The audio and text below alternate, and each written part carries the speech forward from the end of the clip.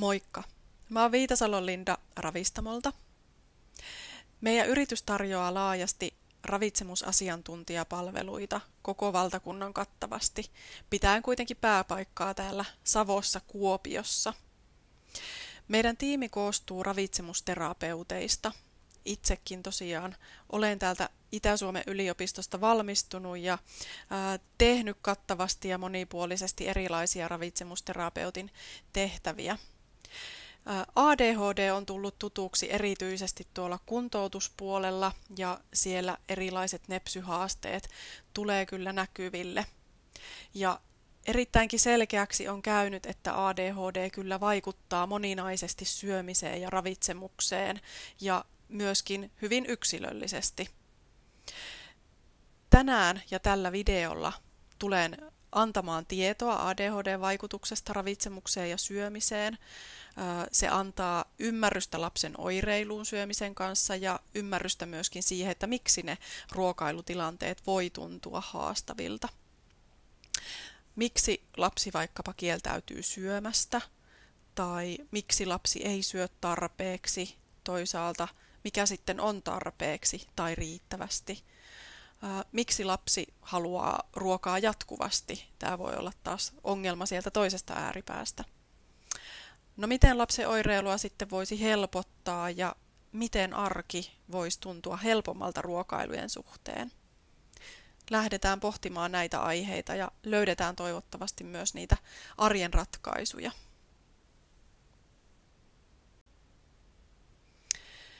ADHD-lääkityksen yleisenä haittavaikutuksena on ruokahaluttomuus tai sitten toisaalta ruokahalun lisääntyminen ja erilaiset makumuutokset. On tutkittu, että jopa 65% lapsista, joilla on ADHD-lääkehoito, niin kärsii ruokahalun vähentymisestä, eli hyvinkin merkittävä osuus. Ja jopa puolella ADH-lääkityksellä olevista lapsista on sitten puolestaan vajaaravitsemusta, joka voi sitten altistaa erilaisille haittavaikutuksille, vaikkapa vastustuskyvyn laskuun ja sairastuvuuden nousuun. Ja sitten toisaalta, sitten siellä oli sitä ruokahalun lisääntymistä, joka voi sitten yhtenä tekijänä olla tuolla niin kuin ylipainoon vaikuttamassa. Eli jos ajatellaan, että lapsia nyt siellä kasvukäyrällä seurataan, niin voi olla siellä alakäyrillä sekä yläkäyrillä meneviä ja molempia korostetusti. Ja oli sitten suunta mikä hyvänsä, niin se on ihan ymmärrettävää, että vanhemmilla on kova stressi ruokailutilanteista.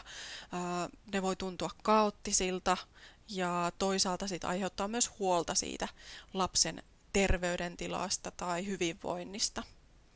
Voi olla huoli riittävästä ravitsemuksesta tai jos on havaittu kasvuongelmia, niin mitenkä niihin pitäisi reagoida. Pelko, ahdistus, turhautuminen, suuttumuksen tunteet, näitä voi olla sekä lapsilla että vanhemmilla tai hoitajilla. Ja tämä voi olla semmoinen ehkä helpottavakin tieto toisaalta, että nämä ovat yleisiä ja et todellakaan ole yksin, jos tämmöisiä tunteita siellä ruokailutilanteissa esiintyy. No sitten impulsiivista syömistä ja myöskin impulsiivisia valintoja sitä myötä voi helposti tulla, eli ehkä haetaan sellaista nopeaa ratkaisua, nopeaa mielihyvän lähdettä syömisestä, jolloin ne valinnat ei välttämättä ole semmoisia suosituksen mukaisia tai terveyttä edistäviä kokonaisuutta, jos katsotaan. Yksittäiset valinnathan ei tosiaan kokonaisuutta kaada, mutta jos sitten on jatkuvaa impulsiivista syömistä tai mielihyvän haun mukaan menemistä, niin sitten se voi vaikuttaa jo sinne ravitsemukselliseen kokonaisuuteen tai helposti yksipuolistaa ruokailua. Ei ole tarkoitus nyt kaataa tästä tämmöistä lisääntynyttä painetta tai huonoa omatuntoa, ehkä vaan tiedostaa, että myöskin ADHD-lapsilla on havaittu suurentunut riski lihavuudelle, kohonneeseen verenpaineeseen ja sitten sekä tyypin 1 diabetekseen ja tyypin 2 diabetekseen sekä erilaisiin aineenvaihdunnan häiriöihin. Ja lisäksi ummetus voi olla hankalana vaivana osittain, voi olla lääkitykseen liittyvää tai sitten just sitä, että voi olla pitkiä ateriavälejä tai huonoa ruokahalua, ei tule niin säännöllisesti syötyä tai sitten vaikkapa kuitupitoisia ruoka-aineita tulee vähän, jolloin sitten vatsa reagoi ummetuksen kautta. Aistisäätelyn haasteet on yleisiä, eli siellä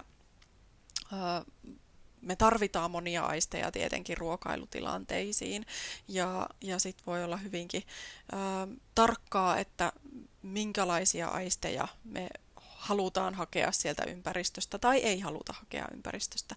Mennään tähän vielä tuossa vähän myöhemmin syvemmin. Nälän ja kylläisyyden tunnistaminen voi olla haasteellista. Ja tähän taas se lääkitys voi linkkautua, mutta muutenkin, että milloinka me ollaan nälkäisiä tai milloinka on se fysiologinen nälkä ja milloin sitten ehkä nälän tunnetta tuleekin jostakin muusta syystä tai sitä tunnetta, että no nyt pitäisi syödä jotakin ja toisaalta, että milloin se kylläinen olo sitten on. Voi tulla liittyä nopeeseen syömistahtiin tai ylipäätään, että ei vaan tunneta kylläisyyttä tarpeeksi ajoissa tai janon tunnetta. Makumieltymykset voi olla vahvoja, se saattaa yksipuolistaa ruokavaliota, voi olla vaikka kouluruokailussakin olen törmännyt usein siihen, että voi olla vaikka 3 ruokaa, että mitkä menee vaikka pinaattiohukaiset, makaronilaatikko, kalapuikot, jauhelihakastike esimerkkinä. Että on ne tietyt niin sanotut turvaruuatkin ehkä, mutta voi olla sitten, että on hyvin hankala saada laajennettua sitä ruokavaliota näiden turvaruokien ulkopuolelle, jolloin sitten se saattaa yksipuolistaa ruokavaliota helposti. Ja se, että miten ylipäätään päästään siihen ruokailutilanteeseen, se voi tuntua vanhemmista hyvinkin raastavalta.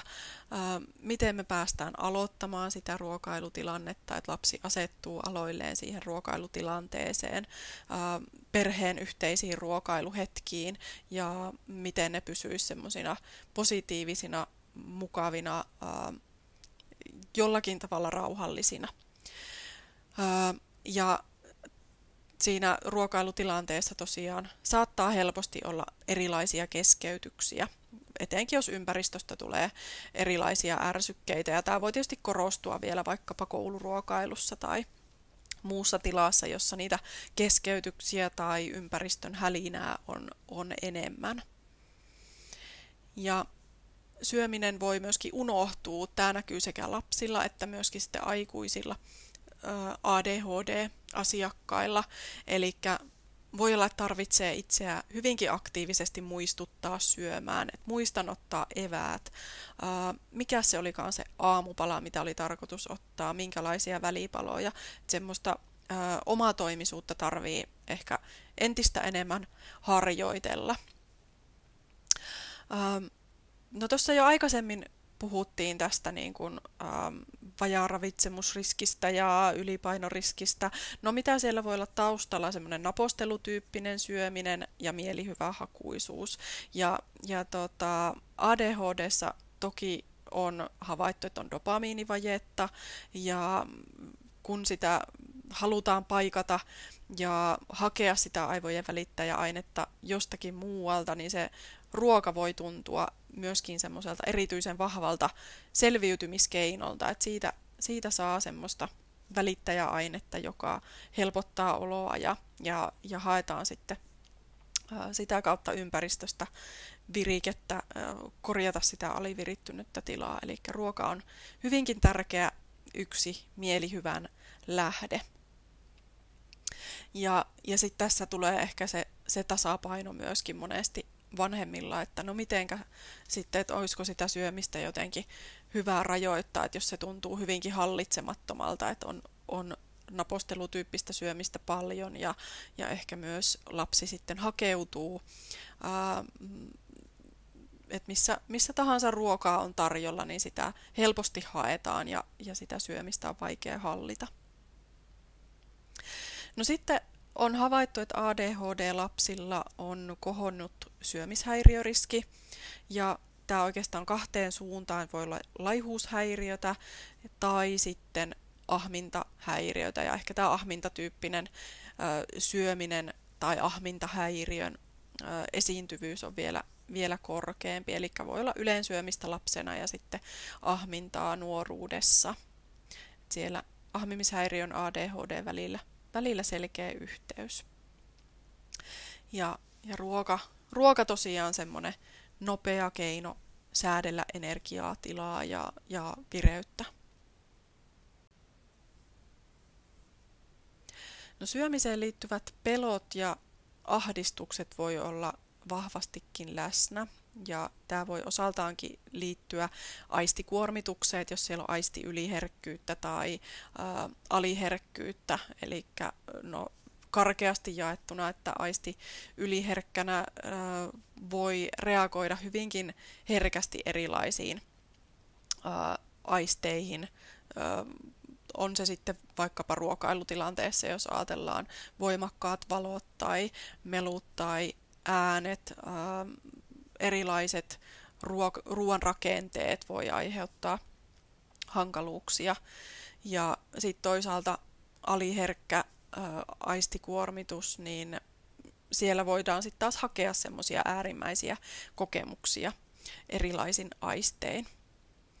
Ja no sitten voi olla taustalla siellä syömiseen liittyen vaikeita allergioita tai refluksiongelmia. Voi olla, että on ollut painetta maistaa tai syödä ruokaa, ja tämä voi tietysti tulla myös ehkä seurauksena siitä ihan ymmärrettävästäkin huolesta, että miten se lapsi saisi ylipäätään syötyä jotakin tai tarpeeksi, jolloin sitten ehkä helpommin myös sitten se on jatkuvasti esillä tai vähintään sanattomassa viestinnässä esillä tietynlainen paine maistaa tai syödä ruokaa, syödä lautanen tyhjäksi ja niin edelleen.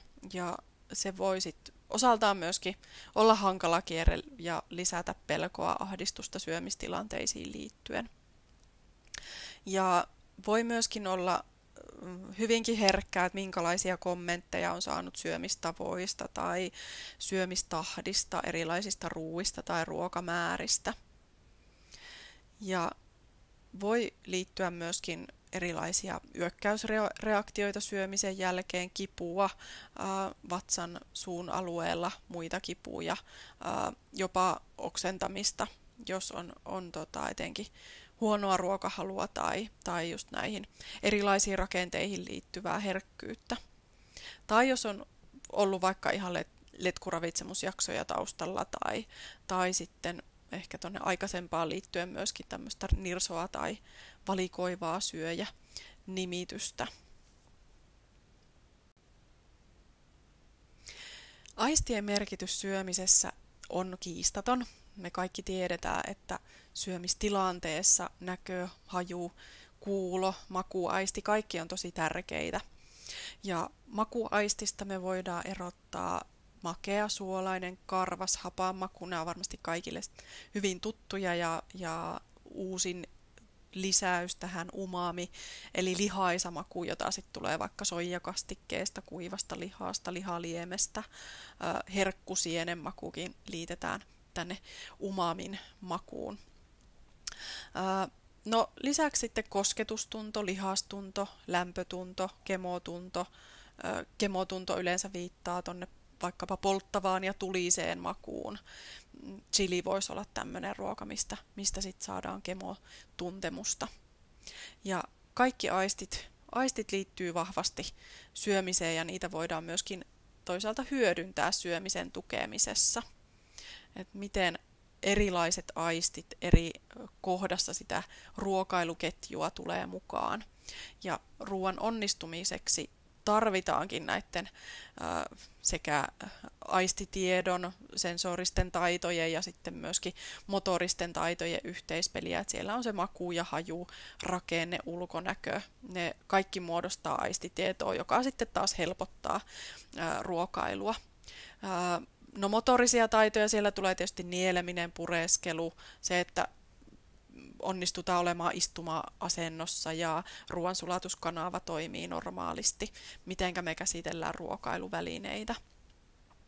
Ja toki voidaan sitten kuvailla myöskin eri tavalla ruokia ja tämmöinen niinku ruokapuhe voi myös auttaa ruokailutilanteissa monesti, että voidaan kuvailla, että onko se kovaa, pehmeää, kylmää, kuumaa, kenties kimmoisaa, lohkeavaa, tuntuuko karhealta vai sileältä.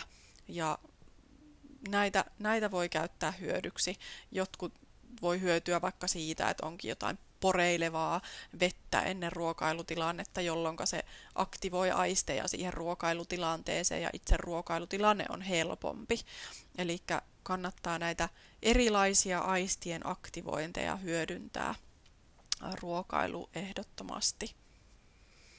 No sitten jos onkin aistitoiminnoissa häiriöitä, niin siellä voikin olla syömiseen liittyvää valikoivuutta, voi olla ihan yökkäilyä, syömisestä kieltäytymistä tai vaikkapa on hankala arvioida, että minkä verran ruokaa on suussa. Ja sitä kautta sitten myös ehkä ne kylläisyysreaktiot voi olla hankalampia tuntea tai tunnistaa. Ja aistiyliherkällä tosiaan voi olla voimakkaitakin reaktioita, oksentelua, yskimistä, kakoamista, itkua ja sitten taas voi olla vaikkapa ruuassa tietyt rakenteet, kosteus tai rakeisuus, vaikkapa tahmaisuus. Ne voi laukasta sen, että kieltäytyy kokonaan syömästä tai sitten on vaikkapa tarvetta pyyhkiä käsiä ja suuta jatkuvasti syömisen aikana. Ja aistitiedon käsittelyongelmia on tosiaan tarkkaavuuden ja keskittymisen häiriöissä ja myöskin autismikirjoon liittyen. Hyvin laaja skaala on tuo esiintyvyys, mitä arvioitu puolella tai jopa lähes kaikilla jonkin asteista. Eli reagoidaan sitten normaalia herkemmin tai voimakkaammin erilaisiin aistiärsykkeisiin. Tämä on tosi tärkeä asia tiedostaa ja onneksi tätä ollaan tiedostettu ja siihen on myöskin yksilöllisiä ratkaisuja etsitty entistä vahvemmin. Ja siellä voi olla, että reagoidaan joko yli tai ali hajuun, makuun, kuuloon, näköön, tuntoon, tasapaino- tai liikeaistiin ja niin edelleen. Eli tietyt hajut, sitä yökkäystä, maut, samoin melu tuntuu sietämättömältä tai halutaan vältellä jopa arkisia tilanteita, vaikkapa ruokasaliin menemistä. Ja myöskin se ruoan asettelu on tärkeää, erilaiset tuoksut ja minkälaiset ne ruokailuvälineet on.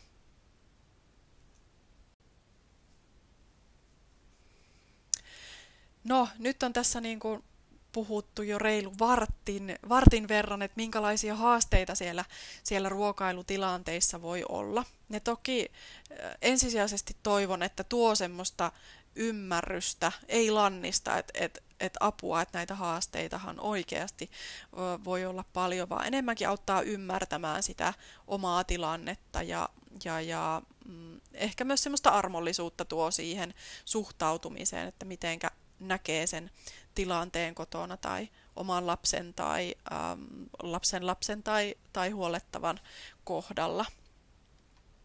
No mitä sitten voisi olla hyvä huomioida siellä ADHD-lapsen ruokailuissa ja ruokailutilanteessa?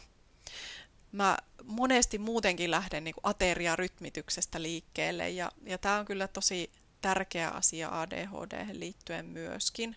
Eli säännöllisyys ja ajat ruokailuille myöskin, että lapsi tietää tarkkaan, että mitkä ne on ne ajat ja ne toistuu säännönmukaisesti mahdollisuuksien mukaan. Ainahan sitä pieniä poikkeuksia tulee, mutta että mahdollisimman säännöllisesti pysyisi ne ruokailuajat päivästä toiseen.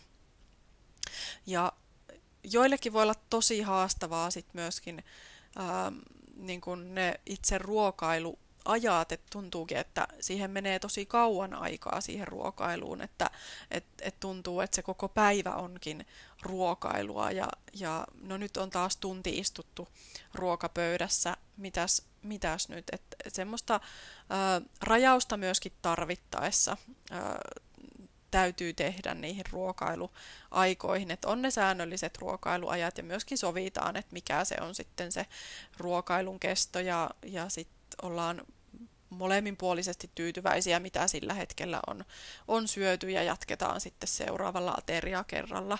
Ja toki sitten mahdollisuuksien tai tarpeen mukaan myöskin voi tarjota ylimääräisiä välipaloja, jos tuntuu, että jää hyvin niukaksi se syöminen. Et me ollaan ehkä Suomessa hyvin tottuneita siihen, että on vaikka 4 tai 5 ateriaa päivässä, mutta voi olla tarpeen, että siellä sitten on enemmänkin 6 tai 7 ateriakertaa.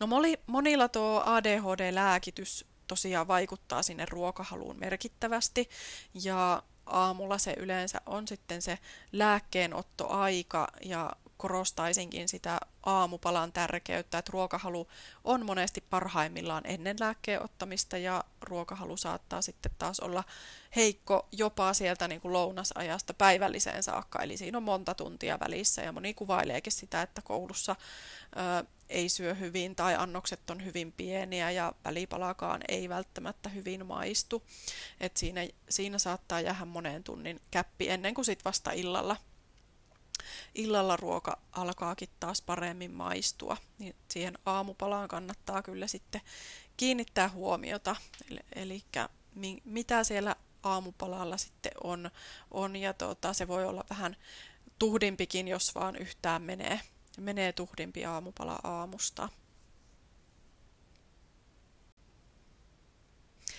No, tässä on pari kuvaa maistuva koulu materiaaleista. Siellä on erittäin hyvää materiaalia muutenkin, kannattaa hyödyntää.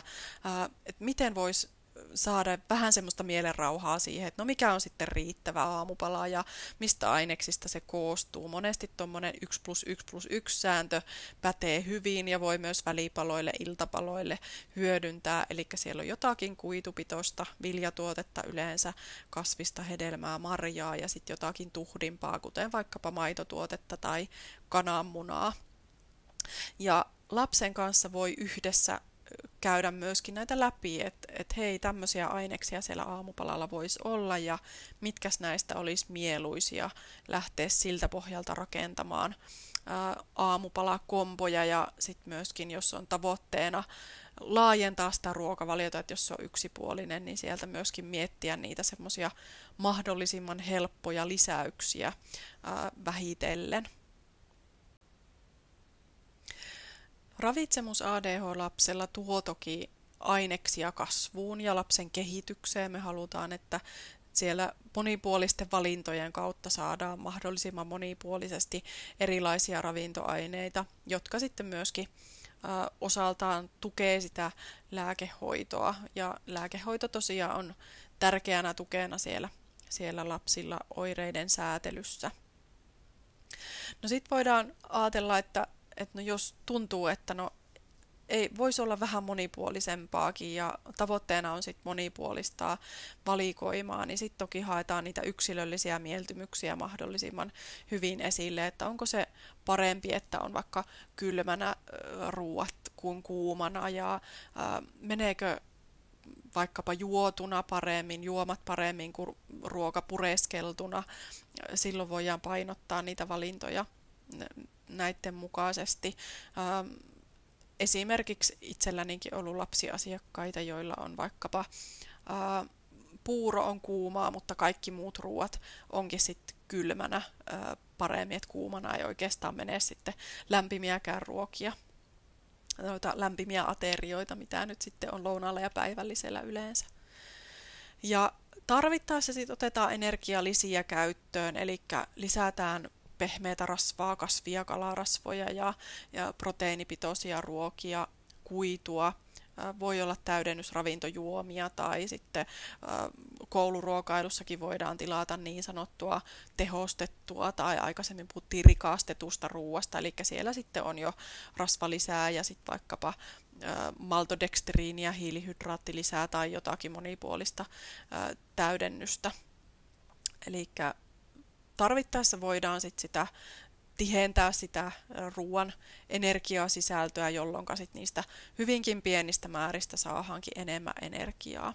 se on kyllä hyvinkin mahdollista. Ja sitten voi olla monivitamiinivalmiste tueksi. Siinä samalla kun laajennetaan ruokavaliota, niin löytyy kyllä niitä vaihtoehtoja. Ja monilla saattaa vaikkapa olla välipalalla sitten joku täydennysravintojuoma, josta tulee jo kevyen aterian verran helposti energiaa, eli ne on sitten hyvinä täydentäjinä, vaikka ei toki ainoaksi ravinnoksi suositellakaan. Eli back to basics niin sanotusti. Terveellinen ja monipuolinen ravitsemus ADHD-hoidossa tärkeä peruspalikka, eli ne ruoka-ainerajoitukset saattaa vähentää ADHD-oireita, mutta ne pois jätettävät ruoka-aineet tulee myöskin valita sitten yksilöllisesti. Et en kyllä koskaan anna semmoista listaa, että kaikkien kannattaisi nämä vaikkapa poistaa tai muuta. Sitä seurantapäiväkirjaa ruokapäiväkirjatyyppisesti käytetään sitten yleensä, että löydetään semmoisia mieluisia ja mitkä sinne ADHD-oireita sit lievittääkään, niin löydettäisiin niitä nimenomaan yksilöllisesti. Ja tiettyihin ravintoaineisiin sitten kiinnitetään erityistä huomiota, että siellä vaikkapa varastoraudan määrä saattaa ADHD:ssa olla pienempi kuin samaikäisillä verrokeilla.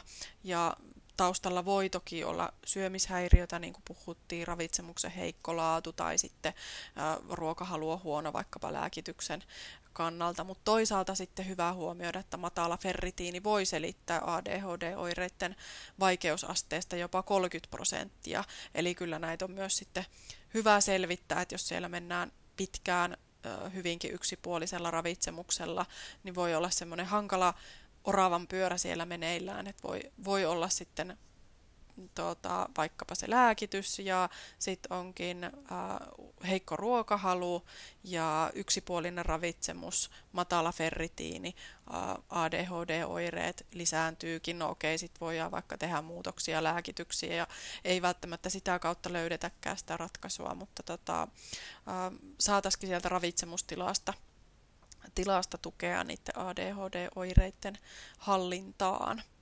Eli tässä on myöskin näissä noin käypähoito ja sitten erilaisia rautaan liittyviä tutkimuksia taustalla. Ja no, tuossa nyt oikeastaan toi kasviskuva, tämäkin on maistuvan koulun kasviskortit, eli näitä voi myös hyödyntää sitten vähän tämmöistä niin kuin kasviksiin tutustumista näköaistin avulla ensiksi voidaan pelata vaikka muistipeliä tai vastaavaa näiden korttien avulla, mutta myöskin tuoda vaikka sitten näitä erilaisia C-vitamiinipitoisia kasviksia, hedelmiä, marjoja ruokavalioon vähitellen ja sitä kautta myöskin vaikkapa raudan imeytymistä parantaa. Monia kiinnostaa sitten, että mitenkä tuossa tuli toi rauta yhtenä esimerkkinä, mutta että miten erilaiset ravintoaineet tai ruoka-aineet vaikuttaa ADHD-oireisiin ja onko siellä jotain, mistä saataisiin nyt selkeää helpotusta.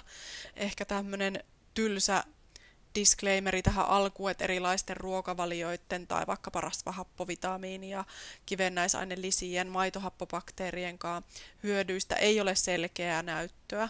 Ja toki sitten semmoinen yksilöllinen, että jos koetaan, että jostakin on hyötyä versus ei ole haittaakaan, niin miksipä ei sitten sitä hyödyttää, mutta erilaisilla kulmilla on tutkittu keinotekoiset lisäaineet. No siellä saattaa vähentää oireita, mutta luotettava näyttö puuttuu.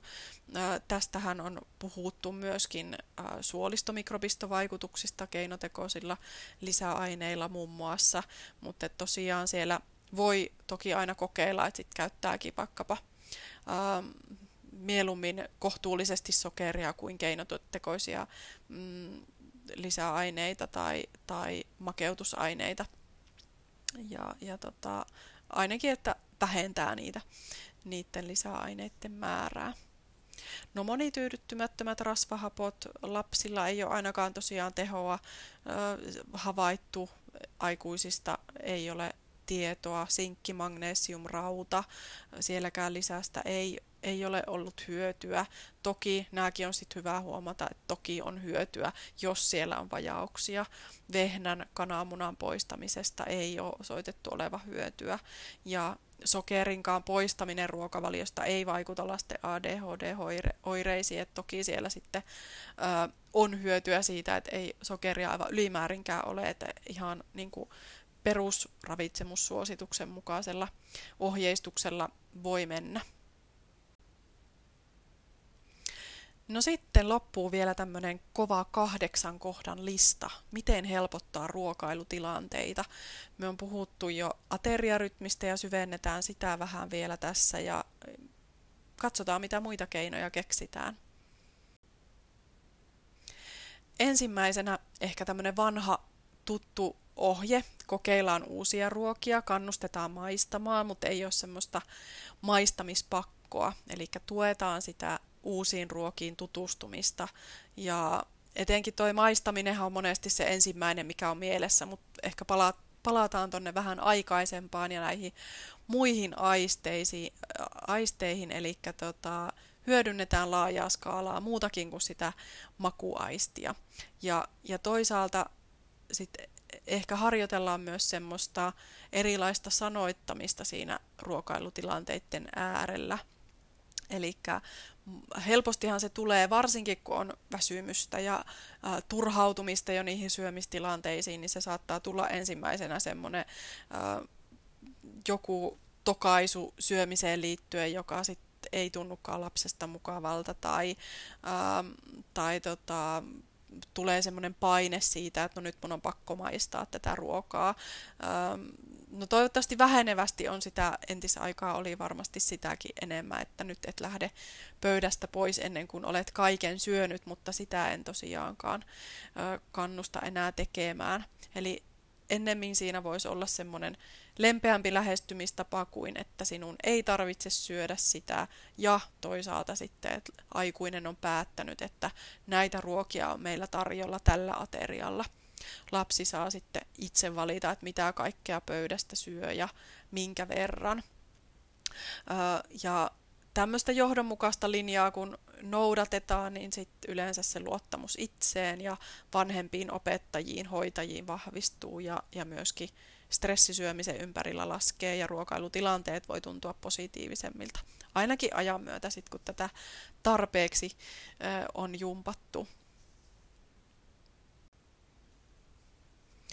No jotakin vanhaa, jotakin uutta, ei ehkä lainattua tai voi tietysti olla vaikka naapurista haettua ruoka-ainetta, mutta joka tapauksessa on niitä tiettyjä turvaruokia monilla, joita sitten voidaan hyödyntää, että on jotakin niin sanottua turvaruokaa jokaisella aterialla, mutta sitten voi olla niitä uusiakin makuja, että ne on siellä vanhojen tuttujen rinnalla ja niistä sitten sovitaan, että niitä vaikka maistellaan tai vaikka valmistetaan yhdessä ilman, että nyt maistetaan edes ensiksi, mutta kuitenkin monipuolisesti erilaisia ruoka-aineita tarjolla, vaikka sekin sit voi tuntua, että miksi näin taas tähän vaivaa, kun hän ei sit kuitenkaan syö, mutta ehkä tämmöinen kärsivällisyys monesti palkitaan tässä. Tasainen rytmi, sopivan pienet annokset, aamiaisen merkitys, ne tuolla aikaisemmin jo todettiinkin, että on erittäin tärkeitä ja vaikkapa se, että vakioikin sitä aamupalaa, että se on tietty sama turvallinen aamupala, toistuu samaan aikaan yleensä päivästä toiseen. Ateriavälit 3-4 tuntia voi tosiaan olla pienempikin, parin tunnin välein voi joskus olla sitä tarvetta, että jos on vaikka lounas ollut hyvin niukka, niin sit voi olla puoli ja toisin välipalalle tarvetta ja myöskin selkeä viestintä, että milloin on seuraava ateria ja mitä silloin tullaan syömään. Ja nämä on tosi yksilöllisiä myöskin. Tuossa nyt voisi olla vaikka niin sanotusti vakioitu aamupala, että se on vaikka pari viipaletta leipää ja kurkkuja päällä, banaania, jotakin hedelmää, tuossa taitaa olla tomaattia vai onko persimonia siinä rinnalla. Ja koululounas vaihtelevasti, välipala, päivällinen iltapala. Tämä on varmasti se hyvin niin kuin klassinen suomalainen ateriarytmimalli, mutta tämä voi olla tosiaan yksilöllinen, että ei se ole tavatonta, että lounas on hyvin paljon niukempi kuin tässä. Tässä on kuitenkin 3 kalapuikkoa, 2 perunaa ja kasvislisukkeet, näkkileipää, maitolasillinen. Mutta se voi olla, että se on hyvinkin semmoista maisteluannostyyppistä sitten vaikkapa toi lounasateria osalla. Tai sitten voi olla se olo, että en tulekaan siitä täyteen siitä lounaasta, jolloin sit haluaisi syödä myöskin täällä aterioiden välillä. Et silloin ehkä voi olla vielä niin kuin selkeyttävämpää se, että no nämä on nämä tietyt ateria-ajat ja ateriavälit ja niiden välillä tehdään jotakin muuta. Janoa juomaa, vaikka vettä voi olla enemmän sit siellä väleissä tai vaikka purkkaa tai mikä sit voikaan rauhoittaa sitä aterioiden väliä.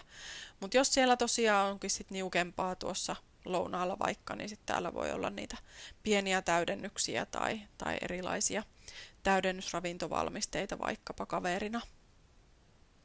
Ja joillekin voi toki olla sit luontevampi rytmi myöskin tämmöinen, että sitten onkin se päivällisruoka vasta tuolla illassa, että jos siellä onkin paras ruokahalu, niin sitpä onkin se lämmin ruoka siellä. Tai osa tykkää sit syödä vaikka, että lounas on hyvin niukka, niin sitten onkin täällä 4-5 aikaa tai vähän myöhemmin iltapäivällä toi lämmin ruoka ja sitten on myöskin illalla vielä lämmin ruoka. Että kyllä semmoista yksilöllistä vaihtelua kannattaa sitten myöskin kokeilla tässä rytmityksessä ja erilaisissa aterioissa. Ja ehkä se monesti on myös siitä ajatusmallista eroon pääseminen, että kello 17 tai kello 16 pitäisi olla se lämmin ruoka pöydässä, mutta miksipä ei, se voisi olla joku muukin toimiva ratkaisu sitten just teidän perheelle tai lapselle.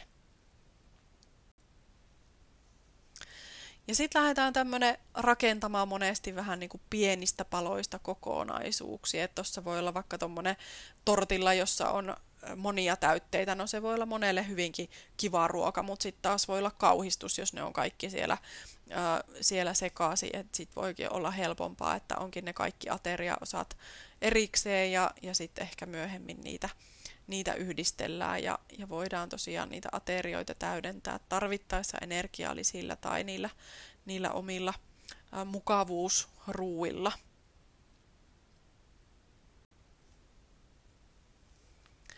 Ja ruokailutilanteeseen vaikuttaminen, siinä voi etenkin olla eroja, että haluaako lapsi syödä yhdessä niin sanotusti. No, se voi olla kotona vaikkapa vanhempien tai sisarusten seurassa tai sitten koulussa isompi porukka ja siellä voi tietysti olla montakin luokkaa samaan aikaan syömässä. Vai onko sitten helpompaa, että onkin vähän intiimimpi se ruokailutilanne ja jotenkin että saisi semmoisen syömisen ilon ja mukavat ruokailuhetket joko säilytettyä tai palautettua. Minkälaisia elementtejä siihen liittyy, että tulisi semmoinen olo, että vedetään yhteistä köyttä niissä syömistilanteissakin. Ja lapsi kannattaa ottaa mukaan kauppaan ruoanvalmistukseen. Ruokaan tutustuminen ilman maistamista voi myöskin niitä pelkoja tosiaan lievittää ja se kauppareissukin on yksi askel siihen, että tutustutaan erilaisiin ruokiin ja lapsi saa myöskin itse valita niitä ruokia, mistä tykkää. Yksi nuori mulla oli tuossa asiakkaana ja hänellä oli tämmöisiä syömiseen liittyviä pelkoja tai huono ruokahalu ja sitten oltiin vähän huolissaan just siitä, että no mikä olisi tässä nyt paras lähestymistapa ja miten me saataisiin hänet ylipäätään syömään ja sitten se vähän vaihtelikin, että välillä oli joku tietty ruoka, joka meni hyvin ja oli ajatus, että no nyt tämä niin kuin menee parempaan suuntaan, mutta se olikin vaan hetkellinen ja toisaalta sitten hän myöskin hyvin rupesi aistimaan sitä, että no okei, nyt kaikki tässä huolehtii tästä ruokailusta ja siihen kiinnitetään hirveästi huomiota, jolloin sitten se tuntui, että meni vaan entistä hankalammaksi.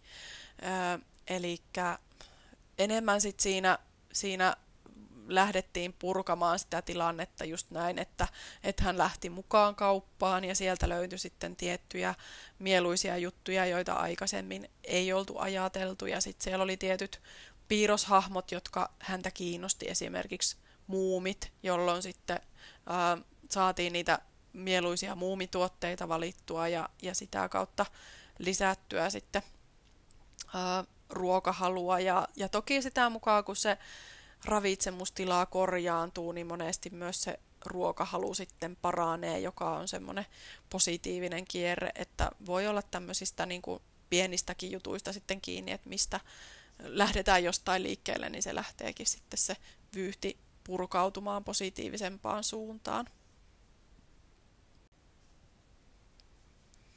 Eli tosiaan lapsen kanssa ja lapsen tahtisesti on varmasti se pääsääntö ja myöskin yksilöllinen kohtaaminen erittäin tärkeää.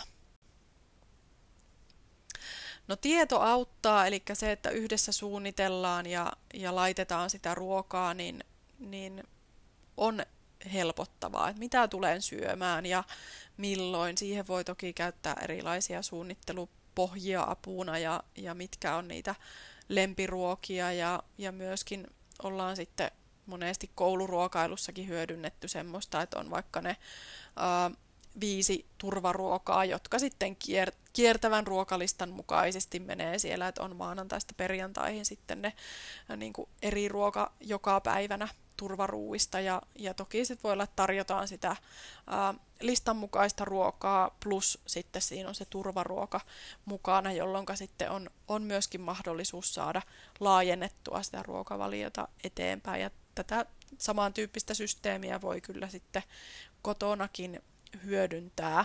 Ja joillekin voi olla sitten niin kuin vaikka pastariisi, peruna, että sitten onkin vaikka se peruna just siellä, joka parhaiten menee ja miksipä ei sitä sitten voi tarjota enenevästi kyllä ihan hyvin. Että nämäkin 3 on ravitsemuksellisesti kuitenkin aika samantyyppistä, että ei ehkä tarvitse siitä olla huolestunut, että onko se nyt sitten riittävää se syöminen ja monesti myös auttaa, että vähän ruoka-aine ryhmittäin lajitellaan niitä ruokia, että on, mitä viljatuotteita menee ja mitä kasviksia, marjoja, hedelmiä, mitä rasvaa ja sitten on proteiinipitoiset ruoka-aineet ja niin edelleen. Eli vähän nähdään sitä, että no, onko siellä kaikista ruoka-aineryhmistä jotakin ja sitä kautta päästään käsiksi siihen, että mitä mahdollisia vajauksia siellä on ja mitä sille sitten voidaan tehdä. Ja vaikka sitten viedä tämmöisen niin kuin suunnitelman tasolle, että mitä se siellä arjessa sitten olisi. Ja no samalla tavalla kuin tuolla oli tuo aamupala-kuva, että sieltä voisi lapsen kanssa käydä keskustelua, että mitä siellä aamupalalla voisi kiva olla. Tässä on myöskin eväitä koulureppuun, mitä kaikkea lapsi haluaisi sinne valita. Ja Mielenterveystalossa on tosi hyvä omahoito-ohjelma syömisongelmien hoitoon, eli siellä on erilaisia harjoituksia, vaikkapa tämmöinen päiväkodin ruokalistan värikoodaus, eli voidaan vähentää sitä lapsen jännitystä ja ahdistusta, joka liittyy sinne päiväkodin ruokailutilanteisiin nimenomaan, eli vähän laitetaan, ja tärkein tässä on ehkä myöskin se, että käydään keskustelua lapsen kanssa siitä, että mitä seuraavalla viikolla on tarjolla päiväkodissa ruokana. Laitetaan sinne liikennevalojen mukaan värikoodit, eli mitä lapsi jo rohkenee maistamaan ja mitä sitten ei välttämättä maista, mutta sietää ja mitkä taas on sitten semmoisia hankalimpia, että ei halua lautaselle laisinkaan. Kohta 7. Kiellon sijaan kerro, mitä odotat. Eli tässä on vähän samaa, millä me aloitettiin, kohta 1, ajatusmallin muuttamista ja semmoista sanoittamista, ruokapuhetta, millä tavalla siinä ruokailutilanteessa tulee reagoitua. Ja useinhan sieltä ehkä tulee just se kieltosana ensimmäisenä, vaikkapa nyt älä syö sormin tai älä paisko lautasta tai älä heilu siinä tuolilla tai älä syö noin pitkään tai älä syö noin hitaasti, mutta ne vois kääntää sitten tai korvata ohjeella vähän positiivisemmassa muodossa, että syö lusikalla tai pysy meidän kanssa tässä pöydässä tai ei ole semmoista kieltoa, vaan enemmänkin odotusta, miten halutaan, että toimitaan siinä tilanteessa. Ja myöskin selkeät, lyhyet ohjeet, ne aina helpottaa ja nämä voi olla jopa helpompi, että niitä vähän miettii ja pureskelee etukäteen. Tuleeko heti mieleen, että minkälaisia kieltoja tai reaktioita tulee teidän ruokapöydässä esiin. Tämä voi olla tämmöinen havainnointitehtäväkin, että minkälaista ruokapuhetta siellä helposti tulee. Ja sitten voi ehkä niitä yleisimpiä fraaseja vähän kirjata ylös ja miettiä, että no mikä voisi olla semmoinen niin kuin parempi tapa sanoittaa sitä tilannetta, joka sitten voi koko perheelle olla semmoinen helpottavakin juttu tai tuntuu, että semmoista tietynlaista kireyttä häviää tilanteesta. No, sopivasti palkitsemista ja leikkiä. Tämäkin voi olla tämmöisiä, niin kuin moni työelämästäkin tunnistaa, että on kiva, että on jotakin to-do-listoja ja sitten kun saa vetää sieltä ohi tai yli laittaa jonkun kohdan, että no tämä tuli tehtyä ja ajatellaan, että sieltä nyt ehkä tulee semmoinen jonkinmoinen dopamiinipiikki. Ja samahan se voi olla tarratauluissa tai vastaavissa, että on joku tavoite. Että se voi vaikka olla, että kokoisin lounaan lautasmallin mukaisesti. Okei, tämä voi olla joillekin tosi isokin tavoite, mutta se voisi olla vähän pienempikin, että vaikkapa, että voisi olla vaikka tavoite, että juoda maitoa lounaan yhteydessä tai maistaa näkkileipää lounaan yhteydessä, syödä välipalalla jotakin. Mikä se onkaan sitten se tavoite, niin sitä voi niinku sopivasti palkitsemisen kautta myöskin tuoda esille ja myöskin semmoista tietynlaista leikkisyyttä olla siinä ruokailutilanteessa. Ei niin, että tarvitsisi aina olla vaikkapa dinosauruksen muotoisia ruokia tai muuta. Toki niitäkin saa tehdä, mutta ei ole mikään tietenkään välttämättömyys. Mutta semmoista tietynlaista leikkisyyttä myöskin, jos aina sanotaan, että älä leiki ruualla, niin ehkä tässä semmoinen tietynlainen leikkisyys on ihan hyväksi.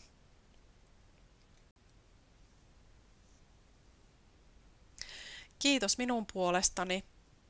Olkaa ihmeessä yhteyksissä, jos tulee kysyttävää aiheeseen liittyen tai joku jäi mietityttämään tai kaipaisitte jotakin materiaalia, mitä tässä oli esillä, niin ehdottomasti välitän eteenpäin.